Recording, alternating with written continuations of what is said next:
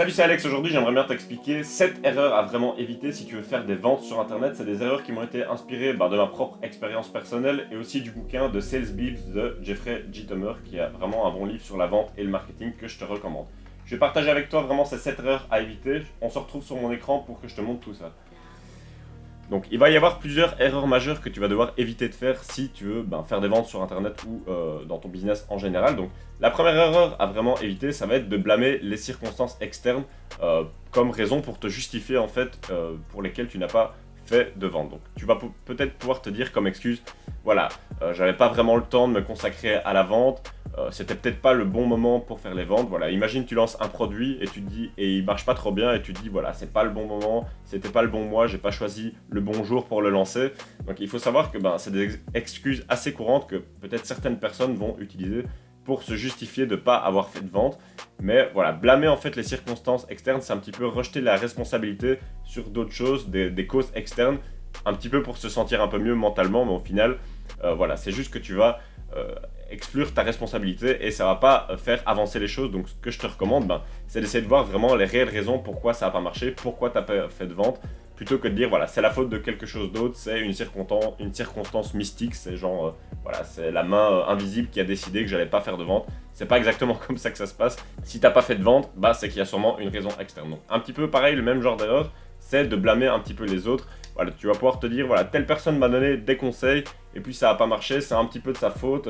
Ou alors mon partenaire m'a pas envoyé un bon fichier ou un bon truc et du coup, voilà, ça fait que ça a foiré. Donc voilà, c'est tout, ces deux facteurs-là, ces deux erreurs-là, c'est vraiment des erreurs à éviter parce que ce qui va se passer, si tu restes un petit peu dans cette optique de te justifier par les erreurs des autres ou par des causes externes, c'est que tu vas jamais prendre en fait tes responsabilités et que du coup, tu vas jamais essayer de t'améliorer toi-même, tu vas toujours rejeter la faute sur les autres et c'est pas comme ça qu'on progresse, c'est pas comme ça qu'on avance dans un business et dans la vie en général.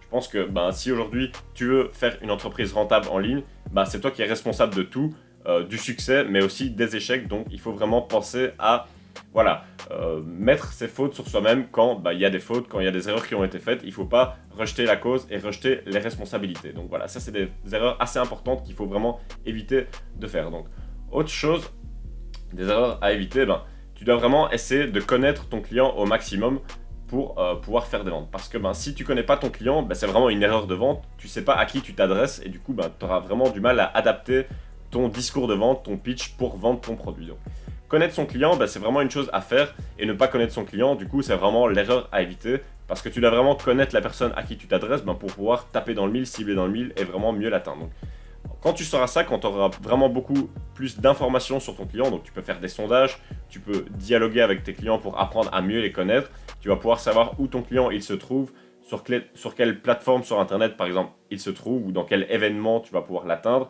Et en fonction de ça, tu vas pouvoir apprendre à mieux le connaître et savoir comment l'intéresser, comment créer du contenu, comment créer des messages, comment communiquer avec lui de manière intéressante pour qu'il soit peut-être intéressé par acheter ton produit. Donc c'est quelque chose d'assez important, vraiment apprendre à connaître ses clients un maximum et aussi essayer de développer une relation avec eux pour mieux les comprendre. La cinquième erreur, ça va être la persistance. Donc il y a peut-être beaucoup de personnes qui vont peut-être demander pour faire une vente et qui vont avoir un refus. Il faut savoir que pour avoir une vente, pour conclure une vente, ça ne va pas se faire à la première demande, il faut persister.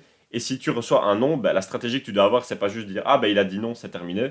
Un non, ça va juste être une étape pour pouvoir arriver à la vente. Donc, une fois que tu vas avoir une objection, c'est à toi en tant que vendeur de résoudre cette objection et de dire un argument qui va amener le non à se transformer en oui. Donc, si une personne va te dire, voilà, par exemple, ton produit, il est trop cher, tu peux dire, voilà, mon produit, il est peut-être cher, c'est vrai, mais si tu ne prends pas mon produit ou si tu prends une autre alternative, ça va te coûter beaucoup plus cher.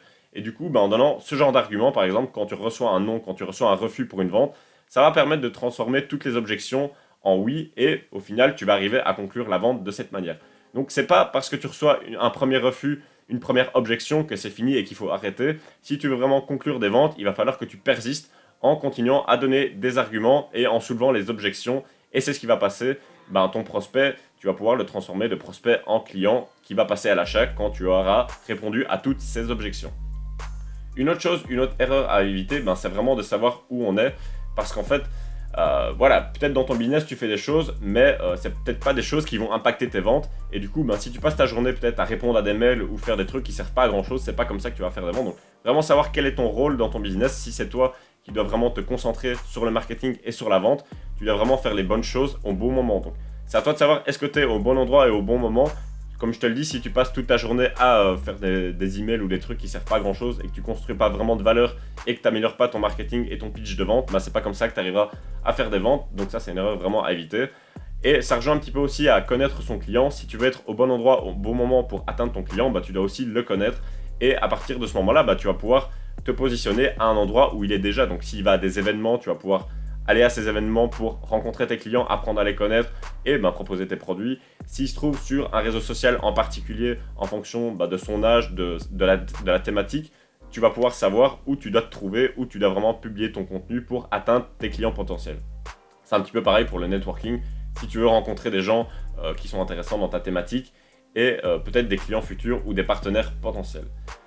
Une autre chose, c'est quand tu rencontres un problème, plutôt que de te dire que tu as un problème, voilà, tu veux vendre un truc et puis il y a une solution qui marche pas, au lieu de se dire voilà j'ai un problème, je sais pas faire de vente, mon business ça marche pas, tu dois transformer en fait ce problème en solution. Donc un problème tu dois le considérer comme un challenge et une fois que tu as cette optique là, tu n'auras plus vraiment de problème, tu auras juste des challenges et du coup niveau du mindset, dans l'état d'esprit à avoir pour le business, ça va vraiment t'aider à faire plus de ventes parce qu'au lieu de voir ça comme un problème, tu seras plus motivé à résoudre un petit challenge.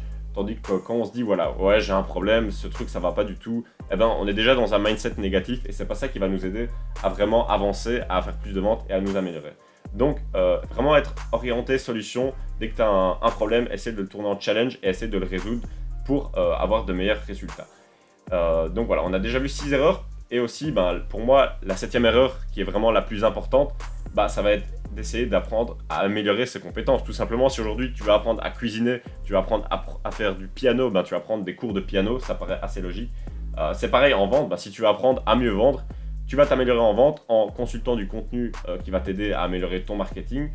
Ça peut être des vidéos YouTube, ça peut être des formations vidéo, ça peut être des livres, plein de choses, aller à des événements, regarder des conférences, écouter des podcasts en rapport avec le marketing. Vraiment essayer de t'approprier plein de sources de contenu qui vont t'aider à améliorer tes techniques de vente, ton marketing à différents niveaux. Donc ça peut être au niveau de la vente en tant que telle, ça peut être au niveau du copywriting, ça peut être au niveau du marketing et de la communication. Donc vraiment essayer d'améliorer ses compétences au quotidien, un maximum que tu le peux. Et ça va te permettre d'améliorer tes ventes tout simplement. Parce que si tu apprends à faire la chose, si tu apprends les meilleures techniques des meilleures personnes, ça va te permettre de progresser et tu auras des meilleurs résultats. Donc voilà, on a vu ensemble 7 erreurs de vente à vraiment éviter. Donc il faut vraiment essayer de prendre ses responsabilités et de se dire voilà, si quelque chose ne marche pas, c'est de ma faute, c'est à moi de trouver les solutions, c'est à moi de prendre les responsabilités et de me dire je dois vraiment trouver les solutions pour améliorer ces différentes choses.